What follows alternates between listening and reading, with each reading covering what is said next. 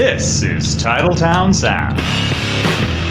If Joe Flacco is worth a 4th-round pick, Antonio Brown might be worth a negative 5th-round pick. Again, I'm just a fat dude sitting on the couch, but I watch a lot of football. I'm here to kick ass and make steaks, and I'm all out of steaks. Year one, he was like, all right, guys, I don't know what Dom taught you, but you need to have 11 guys on the field. A trained orangutan could have done a better job than Ron Zerks. I mean, not even well trained.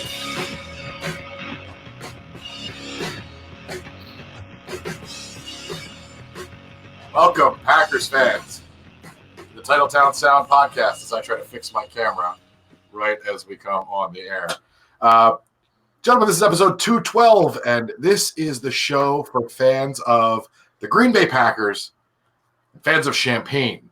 Today, you might not know, I don't know if you guys celebrated yet or if you'll celebrate later, but today is National Champagne Day. And now, the man who is the champagne of podcasters, James Gorsmo. James, how you doing? That's right. I'm full of hot air, and if you put a raisin in the bottom of me, it pops all the way back to the top. Okay. And now the man who is the Miller Genuine Draft of podcasters, that is Kevin Christofko. Kevin, how you doing? I thought it was the Miller High Life. I'm so confused. That's what I was looking for, and I just thanks for pointing out my error. No, I was more confused than anything else. I thought I had gone. No, crazy.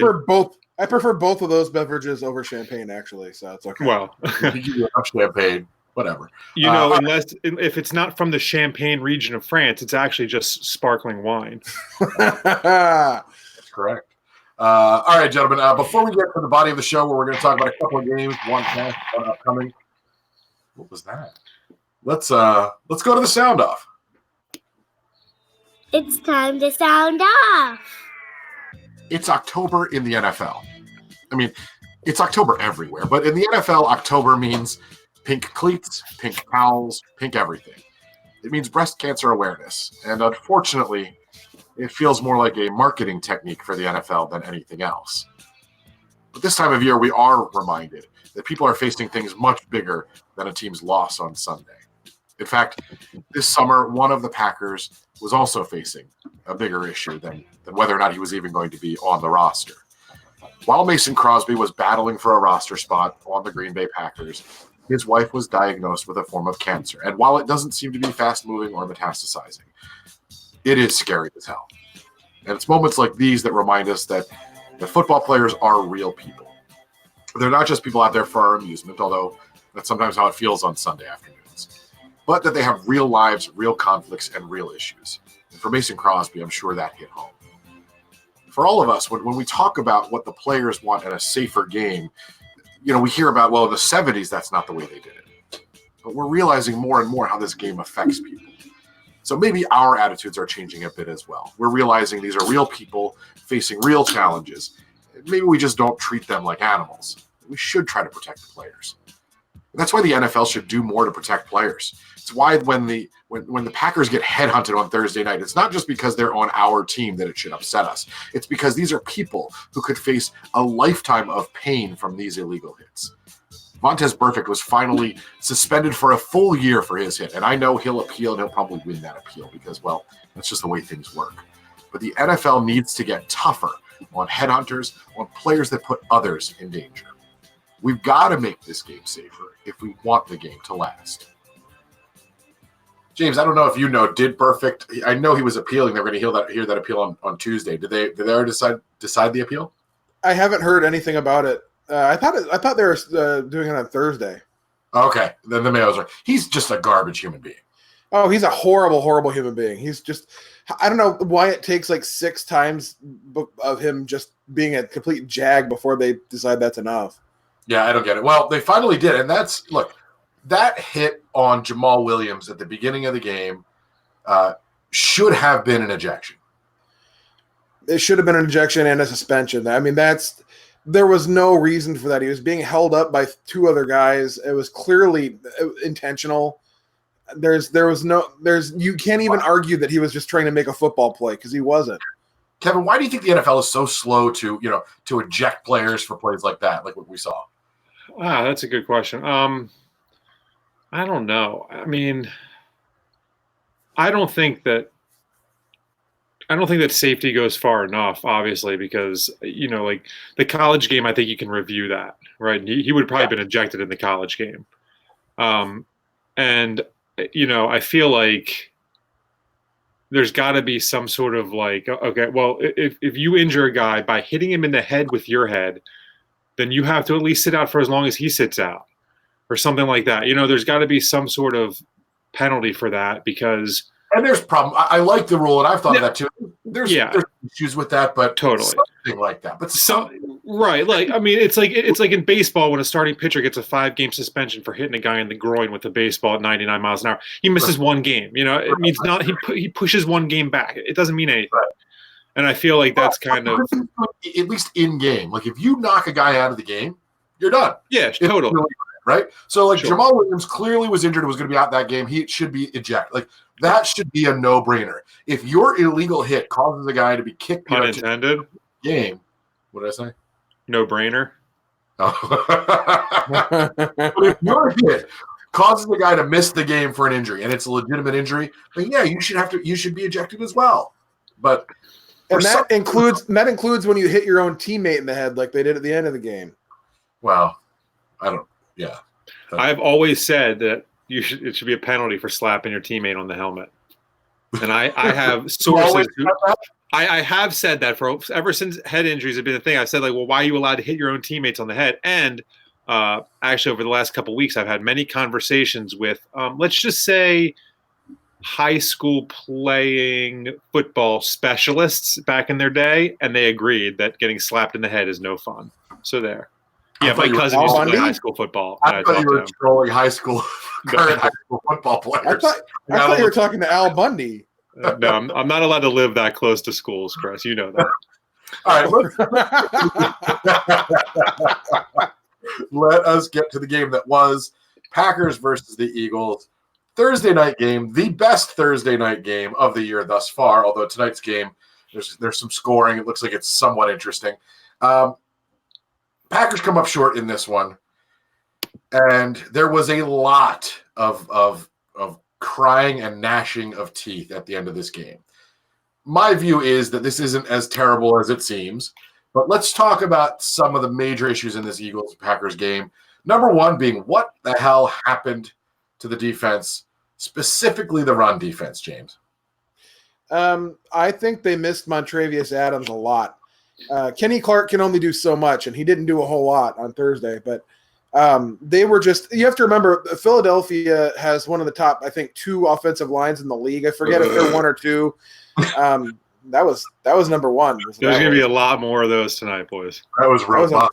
Yeah. Speaking of offensive lines, no, they're one of the top 1 or 2 offensive lines in the league. So it's not like, the defensive line was getting, blown off the ball by – St. Mary's School for the Blind. It was a really good line, but they were just getting pushed back 3 yards every time they ran the ball. There wasn't any, and then just guys weren't doing their jobs. Like they were missing they were missing gaps. Things were wide open. It was ugly. So is this a fundamental problem that's going to keep coming back week after week, or is this something that you think that they can correct? And I don't mean to become a top 10 run defense, but can they correct it? It can be corrected. Historically, it hasn't been. Even last year under Pettin, they had a pretty terrible run defense, and nothing really ever got resolved with that. But it's absolutely correctable. I think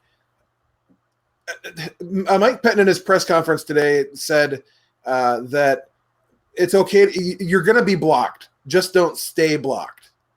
And I think that is, it's simple, but it's true. If you can get Kenny Clark and Montravius Adams, if he plays this weekend, if you can get them to shed their block and fill a lane and bring up, maybe bring up Adrian Amos, or I don't know who you're going to play in that safety spot in the middle. But they did say that they were going to use Amos in that linebacker spot as well. Yeah, but just, And with the Cowboys, I mean, I know we're talking about the Eagles, but you're looking ahead a little bit. Ezekiel Elliott is a problem. They're going to need to put as many people in that space as they can, and and make Dak Prescott beat them over the top. That's just the only way they're going to be able to win the game. So, Kevin, what I'm hearing is that this isn't necessarily a fundamental flaw of the team. They can get better on the run defense, but maybe not equipped as well to stop the run as they are to stop the pass. Yeah, the funny thing is we've been talking about the defense, and I think the biggest issue was the offense. I might be in the minority there, but to have 2 first-and-goal situations and come away with 0 points. All right, we will talk about that, but let's talk about the defense first. They gave up a lot of points. They gave up a lot of yards. They did it to a good offense, right? I'm not going to say, my whole thing is, the defense wasn't great, but the offense was 2 possessions where they had 0 points, and the Packers could have won that game. So, agreed. No, there's blame to go around, and when you look at rushing, the Packers were giving up 5.3 yards per carry against this team. That's so bad. Howard had 5.8 yards per carry. Sanders on 11 attempts was 6.5 yards per carry. I mean, it was brutal. And long runs of 30 and 19 thrown in there.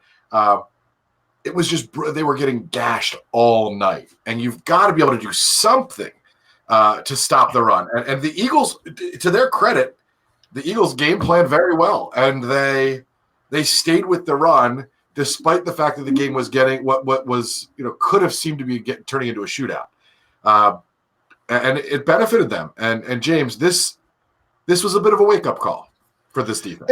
And I think that's why people are freaking out so much. They went the first 3 weeks being kind of talked up to be the next, big defense in the NFL, and they laid a giant stinky fart on Thursday. So, here's the good thing, though.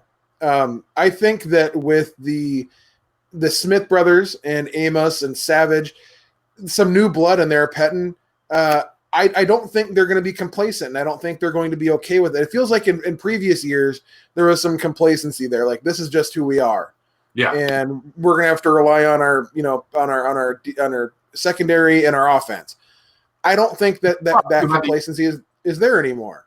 You also had the ever inspiring Dom Capers at the front of the room, telling you to improve. So, right. I mean, there was always hell to pay in that room. What about special teams? That's what you call a segue in the business. Special teams were terrible this week. I thought you said, what about Sparkle Queens? I was really confused. And that makes more sense. I don't think Sparkle Queens had a lot to do with the game this week. But what about special teams giving up these huge returns and terrible field position? How does this get better? Was this just an aberration, or are the Packers that bad at tackling? Well, here's a stat for you people. The Packers. This almost sounds like you did show prep, so be careful. No, he's not referencing anything. He's just making this up. I like it. I'm making this up off the top of my head. The Packers have given up have allowed 2 kick returns this season. Only 2. Okay. One went 60 yards. The other went 67. Is that good? That averages to like 61 yards a return. That's bad. So when they don't normally give up any return yardage, but when they do, it's all or nothing. Well, and on top of those 2, on top of the return, there was also the kickoff out of bounds. Yes. Yeah, I'm going to give Crosby. I mean, that's not the thing. Like, he doesn't do that regularly. He mishit a ball. I don't want to read too much into that. But I mean, yeah, but I get you. But I also look at there's other parts of the aspects of the game that I might look at that way as well. Then. All right, so let's talk, because you wanted to talk about the offense, and I agree with you. There were some issues on offense. Let's talk about that offense. And first, before we talk about the first and goals and their lack of points, let's talk about the running game. Now, what running game? Exactly. Granted, losing Jamal Williams before he had a single carry was bad, but not bad enough that you should have 1.6 yards per carry, and that's what Aaron Jones averaged. 13 attempts, 21 yards. Aaron Jones isn't that bad. The line didn't do him any favors, but how the hell do you end up with 1.6 yards per carry for Aaron Jones? James, how did that happen? Well, there's a couple things I think that really – a couple factors. Alex Light did not help things at all. When Bulaga went out, that really screwed a lot of things up with the running game. I mean, Jamal Williams going out was bad enough because that left them with just Jones and Vitale. And so, I mean, but Alex Light came in and he was like Jason Spriggs and Don Barclay combined. It was terrible. Okay. It was like a hybrid. It was like a Jason Sprigg Clay. That's terrible. That is a terrible hybrid. Yeah, it's awful. But so that didn't help. Jones hasn't really looked great all year, to be honest, except for when it's second and goal from the 2, which ironically was our problem on Thursday. Well, so the offense had obvious problems on the ground. Aaron Rodgers, especially in the beginning, and I said this, I got to stop commenting before the third quarter, 12 minutes into the third quarter. But I made the comment that they looked like a complete team for about the first 9 minutes of the game. And then it kind of fell apart. But Aaron Rodgers, 53 attempts. Anytime Aaron Rodgers has 53 attempts, that's a really bad sign. It's probably a sign that you're going to lose the game. 53 attempts, 422 yards, 2 touchdowns, and an interception that was not really his fault. Was not an interception. Should have been a pass interference penalty. And so a great night. He looked great, but it shows you again, no matter how great a night he has, the rest of the offense has to come to play. So, Kevin, what were the other issues that you saw with the offense? It continues to be the red zone. I mean, that was the biggest issue with the offense, right?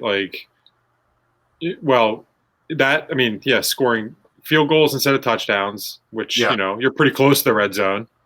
Once you get into the opponent's side of the field, it's once you get that shortened field, what are you going to do to score a touchdown? Because against teams like the Eagles, you can dominate for 12 minutes, be up 10-0, and then after 15 minutes be down 14-10 because a touchdown is 2x as good as a field goal, as they say. What's 3x is good? I lost track. Triple?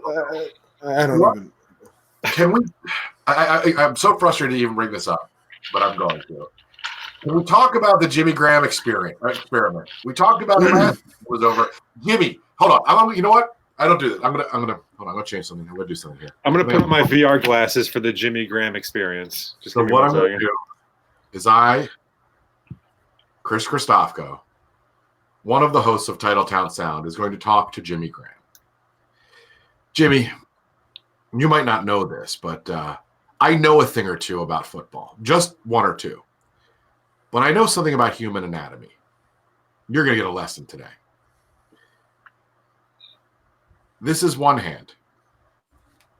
This is two. The beauty of you as a human being is that you have two of these, and in the red zone, you're allowed to use both of them. So when you're jumping for a ball, reach with both of your damn hands, because the one-handed, whatever you're trying to do, isn't working. I am so frustrated with Jimmy Graham going up for a ball with one-handed where there's absolutely no reason. James, on that one pass, there was no reason for him to go up with just one hand. The fourth down play where Rodgers bought a whole bunch of time and just heaved it up there, which is the play every Packers fan has been screaming for since Jimmy Graham became a Packer. You have Jimmy Graham, because I don't know if you've listened to any commentary, but you know what? He used to play basketball, blah, blah, blah, blah, blah, blah. He did? Yeah, no. Sorry. But no. And then so Aaron throws a good pass. It's there for the taking. And Graham decides, I'm going to one-hand this thing. Yep. Why? I don't know. And of course he drops it. I don't get it. And he did it earlier in the game too. I think it might even been that same series. He did it twice. He, By the way, fundamental football. When I said blah, blah, blah, blah, blah, we lost 4 viewers. So I'm not sure what that means. But People just thought their stream was flipping out. but I still think this is what frustrates me. I still think Jimmy Graham has value in the red zone. But if he's not going to reach with 2 hands, if they're not going to use him properly, get him off the roster. Kevin, am I crazy to think that there could be a Jimmy Graham redemption story this year? He's like really slow and old. I don't know. I mean, there could be a redemption story, but it might not be the same Jimmy Graham. It might be a different person named Jimmy Graham. All right. So let's talk about play calling because this was a big issue for a lot of fans. Play calling from the 1, right? So you're first and goal from the 1, and you don't run the ball. Am I the only one that doesn't think this is the worst thing? This was their worst decision. No, I'm perfectly fine with it. Perfectly okay with it. As long as the plays you are calling are designed to get people open and not. Now, there was one play, it was an RPO. I think it was on second down in that series. Yeah. Where honestly, Rodgers should have handed the ball off because there was an open lane and Jones would have waltzed in. But he didn't. Sure, Jimmy Graham was supposed to go to the corner of the end zone there, right? Was that Graham?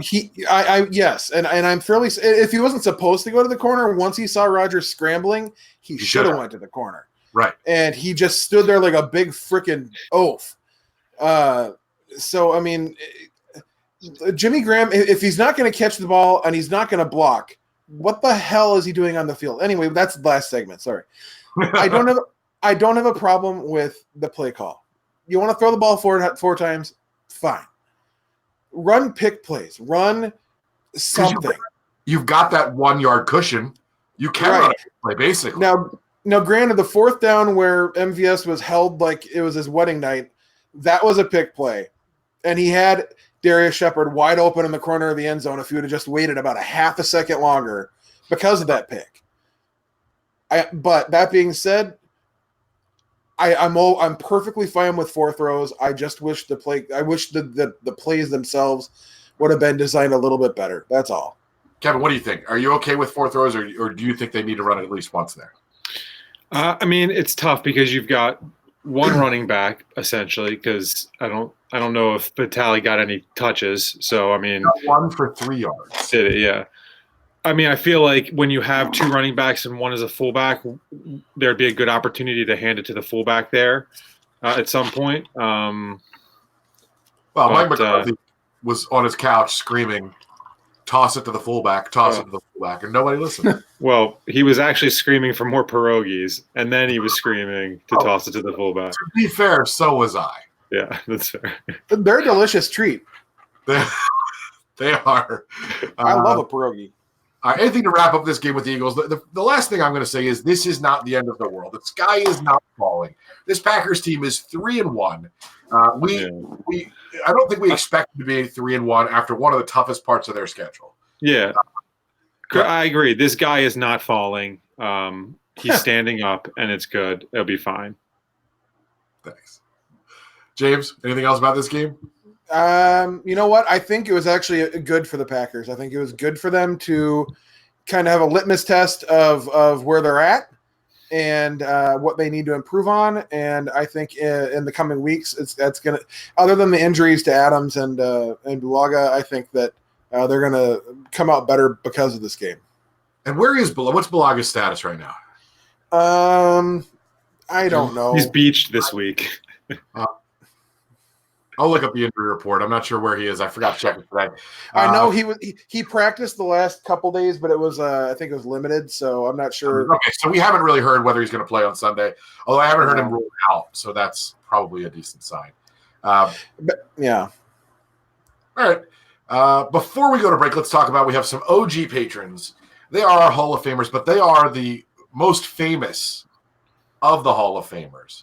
And Kevin, I believe you want to talk about them. Yeah, so I think actually we're going to do all the patrons together today. Okay. All right, so we'll do that after break? Yeah, we can do that after break. Perfect. So if you want to be a patron, the easiest thing in the world, you go to patreon.com/TTSO, and for a small or large per episode donation, you will become a patron. You'll get bonus stuff, mainly a bonus show every month. And don't commit me to more. We're only about $80 an episode away from doing two TTSOs a week during the season. The second one will only be a half an hour because that's what we can do, but we're close.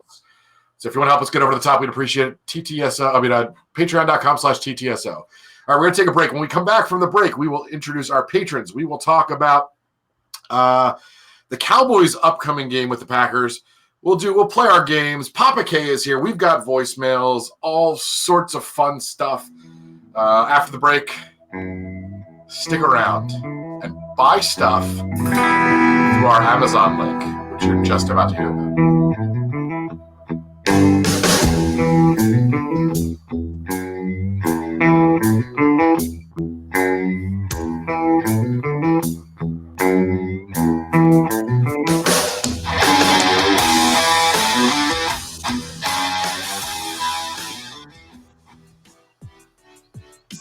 Did you know that you can help support our show financially without any additional cost to you? Well, if you use Amazon, and let's face it, who doesn't? You can go through our Amazon affiliate link, and we'll get a small portion of the proceeds. You pay nothing extra, and you still get your awesome stuff delivered in like 2 days.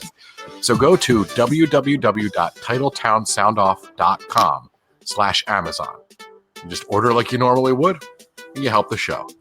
That's www.titletownsoundoff.com/Amazon. Happy shopping.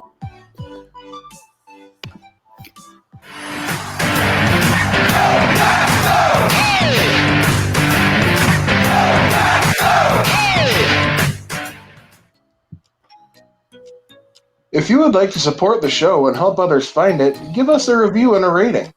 Go to Apple Podcasts and write something nice and give us 5 stars. Thanks.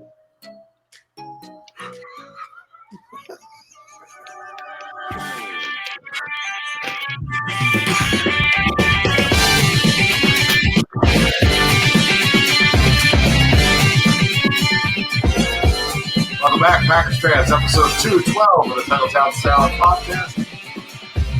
Thanks for sticking with us through the break. And Kevin, we're going to do the patrons now at this point. We usually split them up before and after the break.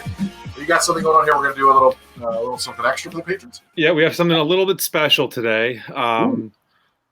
So basically, we want to thank our patrons. First of all, let's name our patrons. All right. Good so idea. our OG patrons. I want to name one of them Larry. Let's name one. I'm sorry. I'm sorry. I apologize. I got it. That was good. That was clever. What I'd like to do is list their names. Is that better? First, our OGs. We have Jason Hicks and Scott Neer. Then we also have James Hamblin, Milo Meadsong, and Chris Korsmo. Hold on, real quick. Milo. Congratulations, Milo Meadsong Esquire, who passed the bar. Congratulations. Great. Congratulations, Milo. And James, name yours, and then we'll do our special thing for today. Well, here's the thing. I'm going to name mine right now as soon as I pull up the list because I have I don't have them memorized yet because it's only been like 75 episodes. Just blame it on the beer. Say the beer is like a 22% alcohol or something. There you go. I'm more beer than man. So I have Jeff Augustine, Paul Goldsack, heavy on the sack, Kyle Turpinning, Nick, not John Glenn. As hard as he tries, he will not be John Glenn. He'll be Nick Glenn, and that's good enough. DJ Lightfoot and Will Zine Savage. Frenchman. Awesome. So now all of the patrons, because they are patrons, as my cat does aerobics in the basement, have been entered. They don't know this yet, but they've been entered into the contest that we're going to do tonight. Okay. So what you're telling me is, as added bonus, all of our Hall of Fame patrons have been added into a contest they were not even aware existed. That is correct. For those of you viewing, you will see the prize wheel Now, There it is. The prize wheel. the Beautiful. prize wheel is proudly displayed. There are numbers on the prize wheel here. These are the amount of winners we're going to have tonight. We're going to have a lot of winners today, folks. Okay, so I'm going to give this wheel a spin. Let's see what we get here. The wheel of patron. All right. So 3 is the number. We're going to have 3 winners tonight. I'm going to go then to my bucket here. Ooh, Bucket. this is the Your bucket prize of patrons. All of the patrons are in here. I'm going to pick 3 out. 1, 2, and 3. Let's see our patrons. I'll bet you they are on the edges of their collective seats right now. I know I am. If you're Jeff. driving, pull over. Congratulations, Jeff. Congratulations, Milo Esquire, if that's how that works. And congratulations, Jason. Now, guys, we're going to go into the prize sack. Reach into your sack. I'm going to reach deep into the sack. Excuse me, give me What just is one in your moment here. sack? Okay. And I'm going to pull out the prize. Tonight's prize, and I'm going to read it. It is a Packers puzzle. I don't know if you can see that, but let me read this. Okay. These 3 gentlemen are going to win the Packers puzzle. Okay. Well, this Packers puzzle retails at $17.45. It's 1,000 pieces, and it's a panoramic shot. It's gorgeous. Hold on. Yes. Yeah, I don't want. It's awkward talking about this on the show, but $17.45. We talked about that. Like the budget for the prizes is $20, and they're going to give away 3 of these. Each of our patrons will win 333 puzzle pieces so they can compile a portion of the puzzle themselves and then share it with their friends. It's going to be terrific. What about who gets that last piece? That will be what I'm going to do is that will be buried in an undisclosed location. The 3 of them via scavenger hunt can find that location to merge the puzzle together. And once they do that, we will buy them each a pack of Packers pens retailed at $7.95 a pack. So you're going to send them a third of the puzzle, is what you're telling me. Everybody's getting a third of a puzzle, apparently. Yes, yes, you are correct. Excellent. All right, let's move on to the Packers versus the Cowboys. This is a game upcoming, a bigger game maybe than we thought before. Although the Packers at 3-1, they go on to play a team that just lost. It's not a great team, James. This team is not. The Cowboys are not as good as maybe we thought at the beginning of the season. I mean, I don't want to jinx anything or or whatever, but like the Cowboys they're 3-1. They hadn't played anybody good until they played the Saints, who were playing with Teddy Bridgewater as their quarterback, and they lost after the Saints only put up 12 points. So, right. I mean, I think this game, as difficult as it looks like it's going to be, without Devontae Adams and maybe without Bulaga, definitely without King because he's King, and Tony Brown. Here's a statistic: in his 3rd year, Kevin King has missed 18 games and played in 19 games. So this is he's under 500. Sometimes you hear about players, they're injury prone and it's overblown, but Kevin King has missed half of the games he's been eligible to play. I love Kevin King, and he played fantastically against Philadelphia. But man alive, I've said it before, your biggest asset is availability, and he's just not available enough. Anyway, if he wasn't really good, I wouldn't care. But he is. Right. He's healthy. Right. He's good. So let's talk about injuries, because that is the biggest storyline for this game, right? The injuries that the Packers face. What's the biggest injury, do you think? Is it Devontae Adams? Is it Kevin King? What's the biggest impact that injury could have on this game, James? I'm tempted to say Adams, but I'm going to say Bulaga. If Bulaga can't go, then they're going to probably need to kick out Billy Turner to right guard, and then I don't know. Maybe Alex. I don't know, but they're not as good. And Bulaga is a lot like King, except Bulaga's been doing it for a lot longer. He's in the top echelon of right guards in the league. He's probably in the top 2 or 3 in the whole entire league when he's on the field. But, he just isn't out there as much as we'd like. So to me, and if he's gone, then we want to get this running game going. Well, where are you going to run? And then, Dallas has been a pretty light pass rushing team for the season. They don't have a lot of pressures. I think they're third to last in the league for quarterback pressures. So, I'm not as worried about Rodgers, but I without an offensive line, it's really hard to go out there and win games. Kevin, what are you concerned about most when it comes to injuries for this game? Is it Devontae Adams? Is it Kevin King? Is it Ryan Plaga? I'll go with Kevin King on this one. We'll say, the defense needs to bounce back. So, as full strength as possible. I know that the run game is probably more of an area of concern, but, you always want to have as many bullets as possible when you're, when you're playing defense, especially against a team that's 3-1. I don't want to say that they're a pretty good team. I don't want to say that they're a good team though, because, who have they really played, like James mentioned? I think did they beat the Dolphins? I mean, I believe we beat the Dolphins. Yeah. 3 of us. I'm not sure if they flogged the Dolphin or not, but I know they beat the Baltimore Bishops. Let's talk about the Devontae Adams injury and who's going to step up in this receiving corps, because already we were talking about, who's going to be the number 2 and who's going to step up and fill that spot. With Adams, looks like he's out this week. Have they declared him out yet officially? Because I know the word is he's not playing. No, there's no way he plays. Not with a turf toe, man. So if he's out, who steps up? Kevin, who do you think steps up? I mean, I think that Allison and MVS are both capable of having good games. They're both capable of making plays. Right. I think the most important part for the offense is, and I think Rodgers showed it in the last week, because they went to Adams a lot early and then opened it up a little bit to MVS and Allison. Right. And I think that one of the most important parts of the offense is Rodgers' ability to throw to those guys, regardless of if Adams is on the field or not.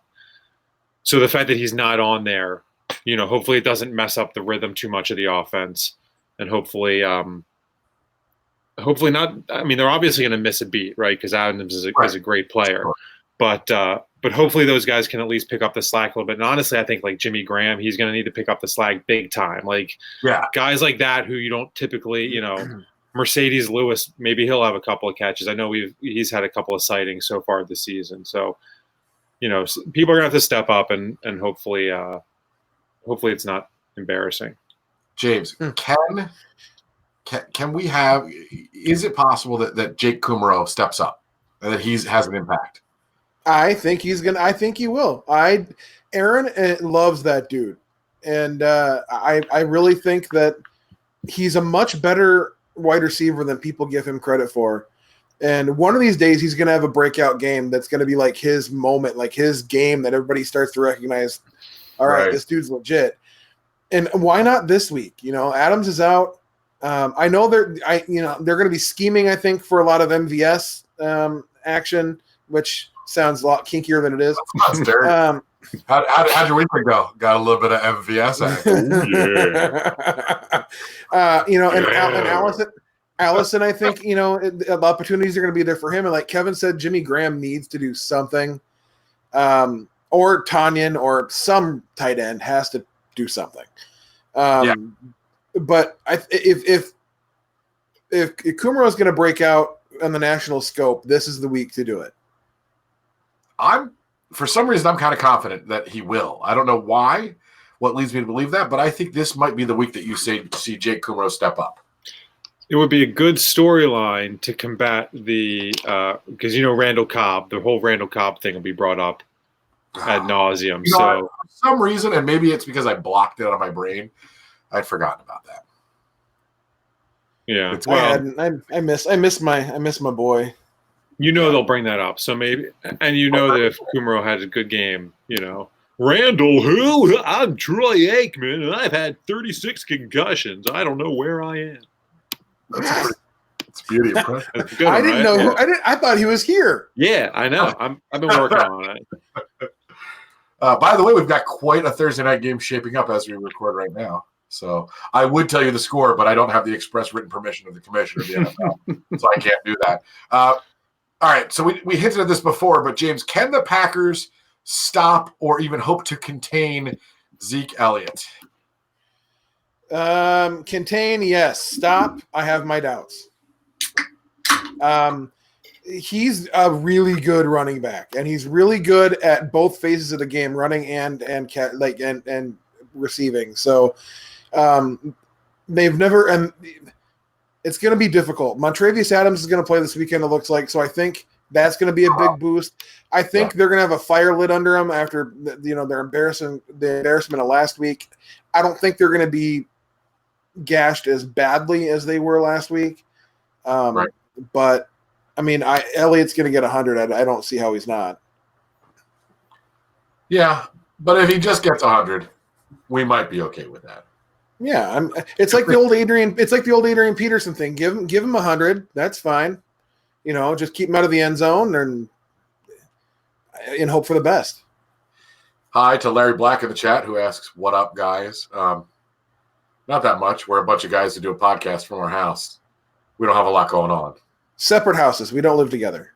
I wasn't supposed to say that out loud, was I? This is not the real world. James, meatloaf. James, you put this in the show notes, and I hesitate to ask it, but I'm going to ask it because you put it in there. Is this game a must-win? No, it's not. But I've been seeing people on social media treat it like it is.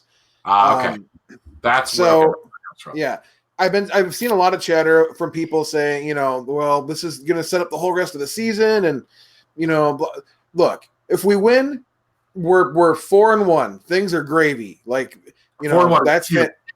Yeah, I mean that's massive. And then after that we have an onslaught of games that are very winnable. Like the next 3 games or 2, they're winnable up until you get to Kansas City, and then it becomes a little bit of an issue. But it's top one to Detroit. True. Detroit's no slouch. Yeah, but a lot can happen between now and then. Don't and say that's you're true. Judge, you're a tremendous slouch. But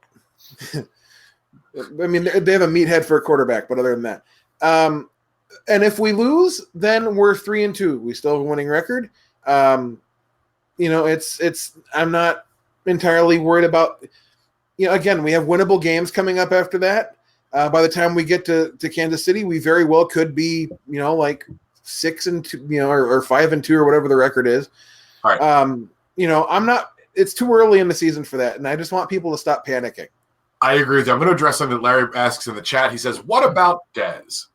And while that sounds like a fantastic, adolescent novel, or maybe like a new band, there is no reason to consider signing Dez Bryant for 2 reasons. One, he's not on a team right now. And there's a reason for that. Number 2, he has explicitly said in the media he will not play in Green Bay. This is not the time to bring back, why not sign Jordy Nelson? Why not sign Don Hudson? There's reason you don't sign old and or dead wide receivers. First of all, it's not going to have an immediate impact because you got to learn the offense. It's just, I know these names. Look, guys, I get it. These names seem attractive because it's like playing fantasy football for real. But he's not going to come in and solve any problems. Am I right on that? I honestly thought he thought that that Dez still played for the Cowboys, and having a game plan for him. No, but there have been a lot of people asking, why aren't we signing somebody like Dez Bryant? It's not. No. They're not gonna go get any wide receivers. If they were gonna do it, they'd have done it by now. Yeah. So, all right. Anything else about this game that we need to talk about? No. I hope we win. That would be cool. We have a new segment that we introduced last week that we're going to bring back this week, and this is David Bakhtiari's 69 of the week. 69, dudes! Nice. 69! Nice. So I don't know if you gentlemen know this, but statistics from the last game, if you took the number of Packers rushing yards, which totaled 77, and you subtracted the number of targets that Zach Ertz received, do you know what you get? 71. 69. 69, dudes! 69! This has been David Bakhtiari, 69 of the week. David Bakhtiari, not endorsed. David Bakhtiari, 69 of the week. All right, next segment that we're going to talk about now is we're going to go to. Hold on, wait. I pulled up the wrong document, and I'm super confused. Episode 106 document. Hiding it well. Next up, we got some voicemails. So let's check our time. All right, we got a couple of voicemails we're going to get to. We're not going to be able to get to all of them this week, but we do want to run a couple of them. So we've got first voicemail we're going to get is the other Don. It's the other Don. What's up, guys? Don here, calling in. Week 4, Diaper Dandy. Starting off with the Diaper of the Week. Then I actually give it to it's a toss-up between. You know what? I'm gonna go with Blake Martinez. Obviously, we know he's a high-volume tackler, but I feel like every time he makes a tackle, it's not really where we want the tackle to be made. He's not filling gaps. Tackles aren't being at the line of scrimmage or in the backfield. No tackle for losses. They're all downfield. I mean, high-volume tackler, but he's really got to fill these gaps. If we can't stop the run, we're in trouble. For the Dandy of the Week, we'll go with Devontae Adams, obviously. He was on a pace last week. He looked great. So hopefully we get him back in a few weeks. But this week, focus on Dallas. Let's stop the run. Don't let Zeke kill us. And hopefully we can get the offense to play like they did last week. So here we go. Go, Pack, go. I'm not going to fault the other day. Go ahead, Kev. What do you got? I just picture Blake Martinez like, hike, and he just like runs off the field and like tackles a beer vendor or something. I have 2 beer vendors at the same time because that's higher volume. I understand Don's, wanting Blake Martinez to have bigger impact, but in my mind, Blake Martinez does what you want him to do. He's a sure tackler. He makes few mistakes, and that's kind of what you want out of him. Am I wrong, James? I mean, he has his moments where he flashes like, wow, he's a really good – he's like an all-pro or a Pro Bowl, middle linebacker. And then he has moments where he gets beat, by running backs, or he doesn't fill the gap like he should. Yeah. He makes a lot of tackles, which is great. He's AJ Hawk. Right. And which is fine, but I would like to see our middle linebacker filling more gaps in the line and actually getting people at the line of scrimmage or within 2 yards. Like having 14 tackles a game, but 11 of them, 6 yards downfield. All right. So you've converted me. I agree with you then. We have, by the way, if you want to make a call to the Titletown Sound Hotline, remember it's a voicemail. We're not going to answer, so no worries about that. Like, you don't have to talk to us. That would be terrifying. But you can call at 920-445-TTSO. 920-445-TTSO. Let's take one more call. 2 more calls. One from Eli. Hi, this is Eli calling before the game ends. 6.5 minutes left, but I just don't feel good about how things are going, and I feel like I know the end result. A penalty was just called on Green Bay, so that's kind of where we're going, guys. The defense has been just so disappointing, and you're beginning to wonder the first 3 games, how much of it was the Bears being unprepared with a mediocre quarterback who didn't play much in the preseason, how much of it was just Kirk Cousins being Kirk Cousins, and how much of it was Joe Flacco. I was very disappointed. Thanks. Hey, it's Eli, just calling back to say I've changed my mind, even though the defense was bad. Matt LaFleur's play calling is the reason we just lost that game. Thank you. I understand the frustration again, especially just post game. I'm not going to put that all in play calling. Kevin, you? No, not all of it, but I do think. Yeah, I mean, I do think that the offense had an opportunity to win the game. I mean, The one thing I did like to see with play calling was when the run game wasn't working. I wanted to say late in the third quarter, early in the fourth, he started using the short passing game and swing passes to create a bit of a running game that wasn't there. So, James, I did like that adaptation, but still came up a little bit short. Well, I'll tell you what. So, week 1, he had one good series of play calling, and the Packers won because the defense won the game. Week 2, he had about a quarter and a drive of really good play calling, and then the Packers won because Kirk Cousins. Week 3, he had like a little over a half of really good play calling, and the Packers won because Joe Flacco, and they just played better. Week 4, he put together, to me, his best called game of the season. He went after the first scripted 15. I thought he did a great job until the final 4 plays of the Packers. I mean, that goal line series is going to bother me for a while. All right, let's go to one more call before we go to Papa K. I'm fucking pissed off. You motherfucker that wanted Jim Harbaugh to come be the head coach of the Green Bay Packers. What the fuck? How the fuck you wanted Jim Harbaugh coming in here? You see the Badgers game? The motherfucker make his team look like the pavement. The Badgers ran all the fuck over him. Fuck Jim Harbaugh.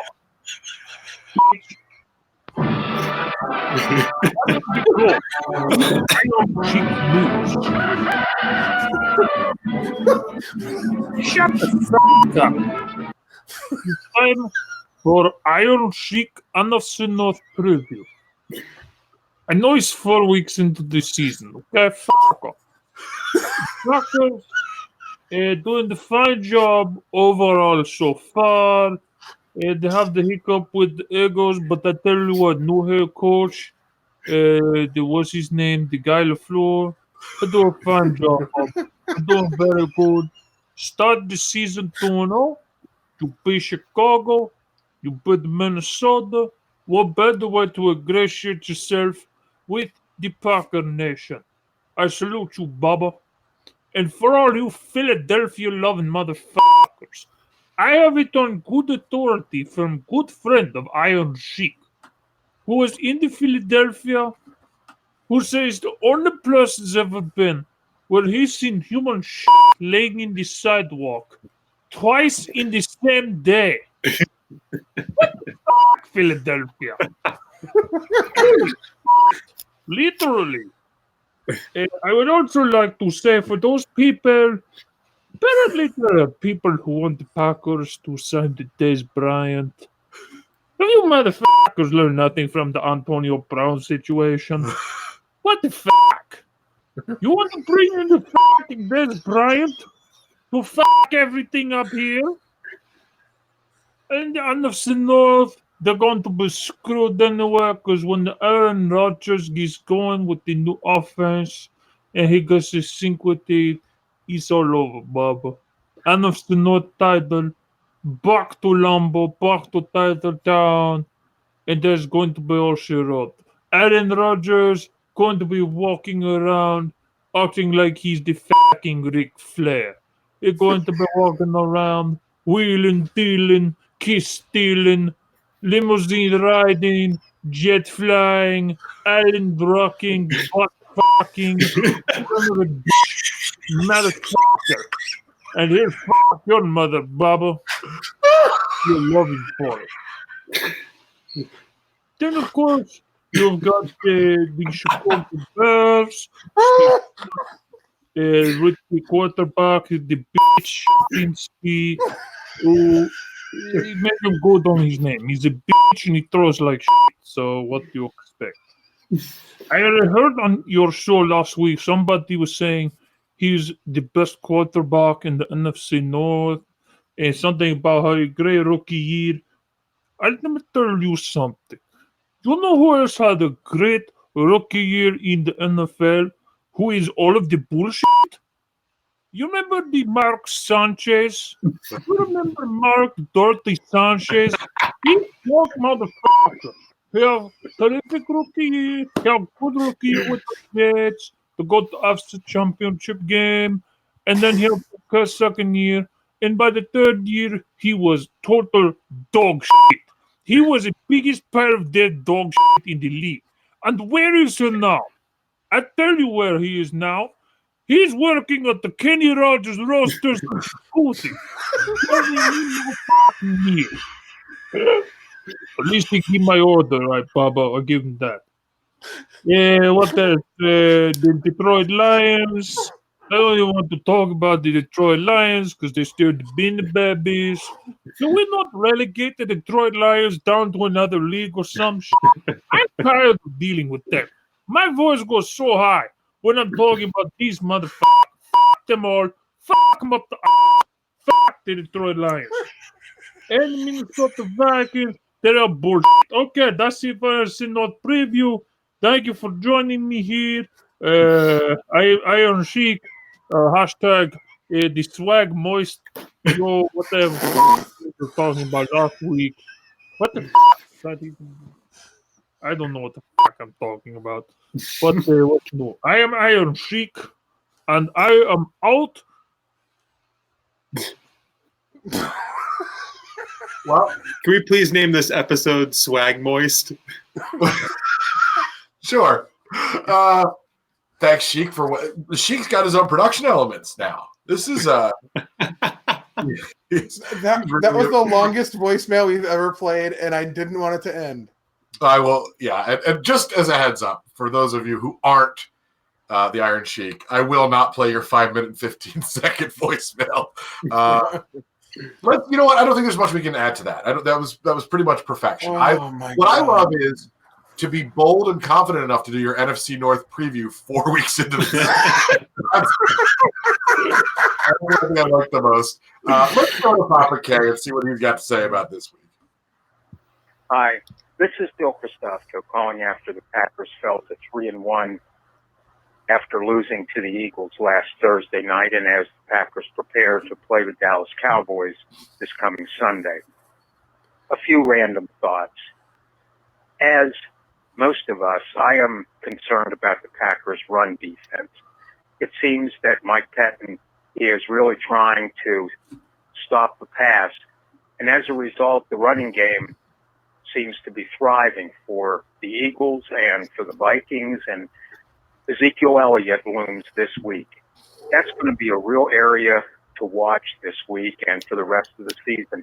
What kind of adjustments do the Packers make to improve the run defense? And also concerned about the run offense. It really does raise a flag, doesn't it, when the Packers had 1st and goal at the 1 yard line against the Eagles and proceeded to throw 4 passes. That says something about their confidence in the running game. This will be something important to watch also as we go along, because if Devontae Adams is out, what kind of passing game will there be, and will Aaron Jones and the running game be able to take up the slack? That's a real concern that I have against Dallas, which leads me to the concern that if Adams is out, or if he's less than 100%, which it certainly appears is likely or possible, are MVS or Geronimo Allison really able to function as a number 1 receiver for a game or two or any length of time? I really have my doubts. Nothing against either of those two guys. I'm just not at all sure they can function as a number 1 wide receiver. I sure hope to be wrong if they are needed against Dallas. A couple of other thoughts. Thursday night football. This is not original either, but I don't mind. I like having a game Thursday night, but not when your team plays on Sunday also. I'm convinced that for money, the NFL owners would play doubleheaders on Sunday if they could get away with it. Why they can't set up a schedule that a team is off on Sunday, then plays Thursday, then is off on Sunday, the following Sunday, I just don't get it. I know they love their money. I know they want to make as much as possible, but this is ridiculous to me. It really cuts into the quality of the Thursday night game. And when you have a big matchup like the Packers and the Eagles, I think we as fans deserve better than guys playing on 3 days rest. Finally, a comment about this new pass interference replay thing. Sean Payton got what he wanted. He got replay of controversial pass interference calls. Seems to me what the refs have decided is, okay, if that's the rule, here's what we're going to do, and this is what they're doing. They go and they stand in front of the blue box. They scrunch up their eyebrows. They might scratch themselves someplace. They'll look very solemn. Then they'll come out and say, after further review, the ruling on the field stands. They're saying, okay, go ahead, challenge our judgment. We're just going to show it to you twice and miss it twice if that's what's necessary. If the wide receiver is beheaded, maybe we'll change our call. But generally speaking, it'll take a 98% show of absolute brutality for a pass play to get overturned, a pass interference call to get overturned. Take that, Sean Payton. Take that, coaches. That's what I think is happening with this pass interference stuff, and I think they ought to get rid of it immediately. Finally, just to double back on the 4 plays from the 1 yard line, I'm not questioning play calling because I don't know enough to be able to determine whether a team should run or pass. It just seems very interesting and concerning that the Packers felt obligated to throw the ball 4 times from the 1 yard line. Thanks for listening. Good night. I'm just going to disagree with one thing that Papa K said, and that's the way to fix this pass interference rule, because I agree. They're not overturning anything, even when it's obvious. But the way to fix it is to let New York handle it. Don't let the referees review their own pass interference calls. That's just one thought. I don't know. That's it. The way to fix it is to get rid of it completely. I hate that stupid rule. I hate you, Saints. I hate the Saints. I blame you. I mean, I hate the Saints, but they got boned, like raw boned, like good, sideways boned. Good. But wouldn't you like them to put a rule in after the Hail Mary? Yes. Like, wouldn't you have liked some sort of rule to address a situation like that? I know that's a pretty bizarre situation. I am in favor of any rule that helps us win. Here is my problem with the Saints. It's like a dichotomy or a paradox or some other big word. I hate the Saints, but I really like Saints fans, like the people of New Orleans. I like them. Big Phil, what was his name? Dookie. What was the guy's name that we met? It was like Dookie or something. Nightclub. I don't know. We met a guy. We met a guy from Louisiana. Rhino face. I don't remember. He was a walking when we were in Green Bay. Oh, what was it? Jacrispy? I don't remember. All right, let's 12 piece. Let's get to our games, and I believe the first game up is true or false. Oh my god. You got some time during the intro, Kev. True or false, true or false, true or false, true or false. It's time to play true or false. All right, Kev, hit us with some true or false. All right, so true or false, guys. Real quick, I've done some preliminary calculations. Right now, through 4 weeks, you guys want to take a guess to see who's in first place? Not me. It's a patron. We'll put it that way. It's not one of us. It's a patron. OG patron Jason Hicks is in first place. What do you think, James?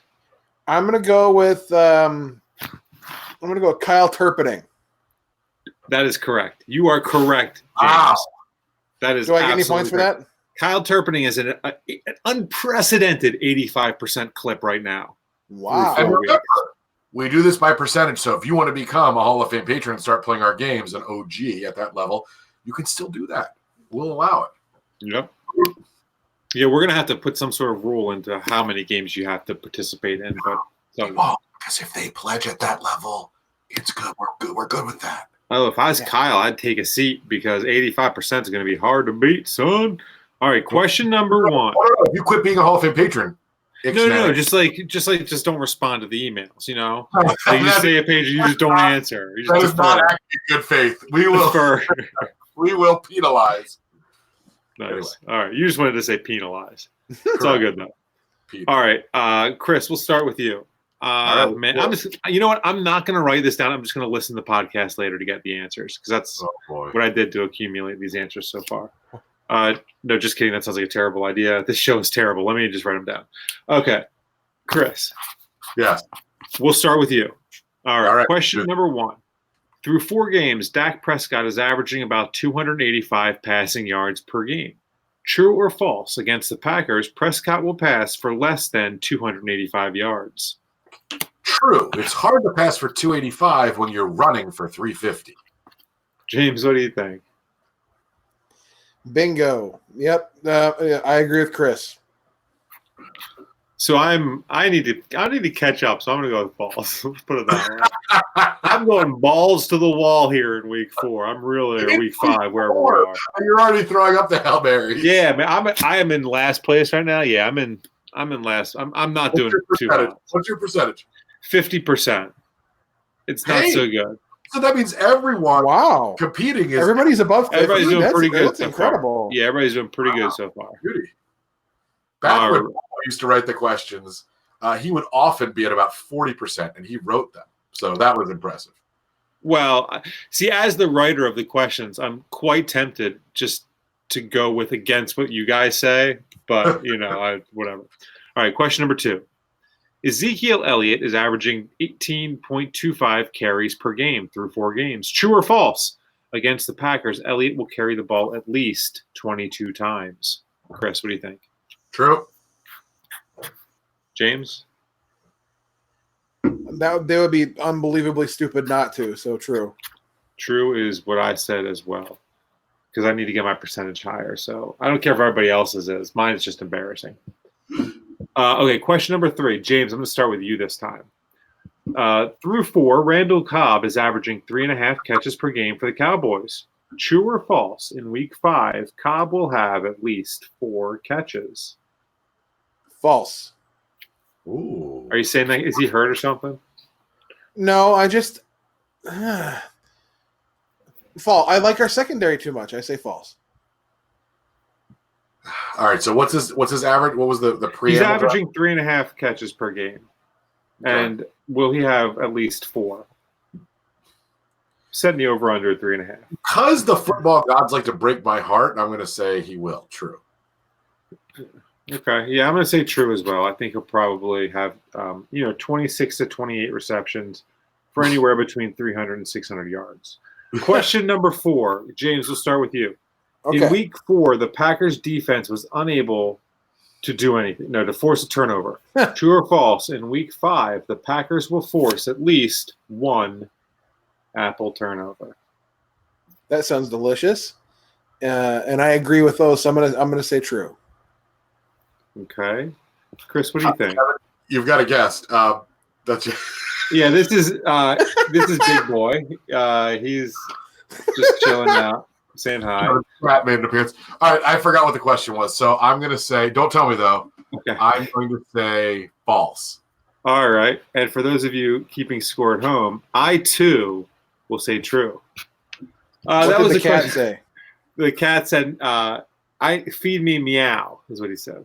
Right, Bob? Yeah, that's what he said. It's a cute cat. Yeah, he's a real good cat. We used to go on walks, but I digress. Question number 5. True or false, Chris? True or false? True. In week 5, J.K. Scott will again display his beasthood by netting a punt of 48 or more yards.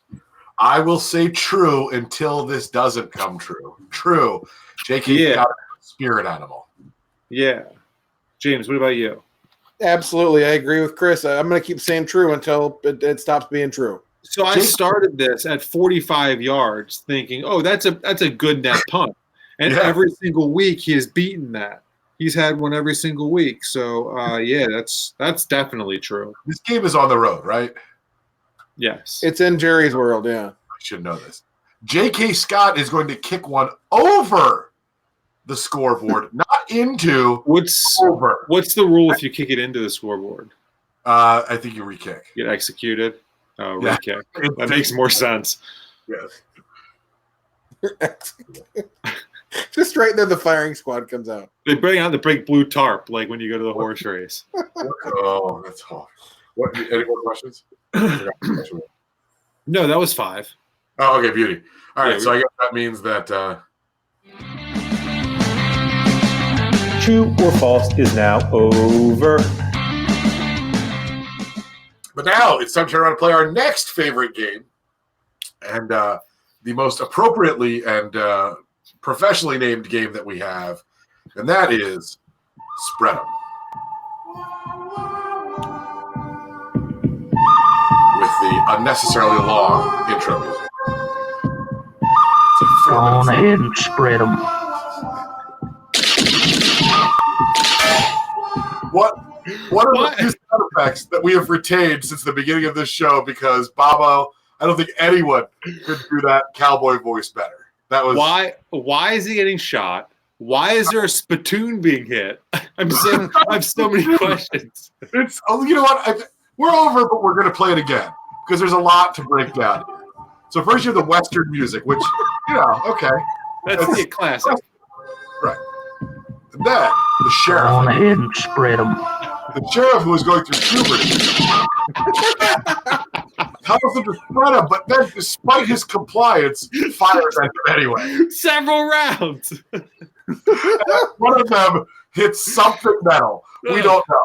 There's a lot to unpack there, but Spread 'em is a game that we play where you pick the game against the spread. That's why we called it. Well, we call it Spread 'em because it all has like sexual connotations. But Kevin, what's the spread this week?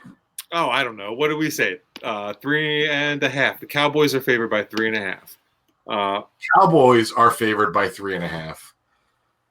Well, it's you're the one who runs the games. Yeah, James, what do you think? I'm taking the Cowboys. James is going to take the Cowboys. And Chris, what do you think?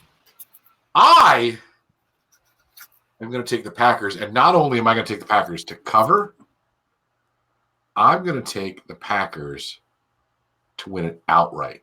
And I wish we had, because we should, have some sort of way we could like double a bet in Spread 'em when the Packers are the underdog and take them as the outright winner and get 2 points. That's what I want, but it's not a thing. So yeah, spin that wheel, spin it. I don't know what, and it's a 6. So I get 6 points now. That is not sanctioned by the National Spread 'em League. That's how it goes. Go ahead, Kevin. I'm going to take the Packers because I think that they should score at least 800 points this game. Beauty. And J.K. Scott will have at least 1 touchdown pass. That would be badass. Bank it, yeah. If J.K. Scott ever threw a touchdown pass to Danny Vitale, my pants would be stiff for a month. That was quite graphic. We're 73 minutes into this show. You think anybody's still listening? All right. Maybe we should get out of here, guys. Good show. I enjoyed it. I don't have anything else to add. Kevin, do you? I've never. James, how about you? If you've made it 73 minutes into this show, God bless you, man. There's a spot in heaven for you. But tweet us the word archipelago. And spell it right this time. Everybody has spell check. It's 2019. But if you don't get close, it doesn't correct it. That's true. It's ARCH, and it should fill it in for the rare. Yeah, we're going to get so many, Archibald Polk texts or whatever. He was on the tweet machine. Fifth Secretary of State of the United States. Archibald Polk. All right, let's get out of here because we've gone long enough. Thank you guys for listening. Thank you guys who viewed us on Facebook. If you're not That's what she said. on our Facebook page, you should be doing so because then you can catch our live broadcasts usually on Tuesday night. This week it was on Thursday night. Deal with it. Thanks, everybody. We'll see you next week, hopefully, in the form of Packers. Go, Pack, go. Enjoy your puzzle, patrons. Your third of a puzzle.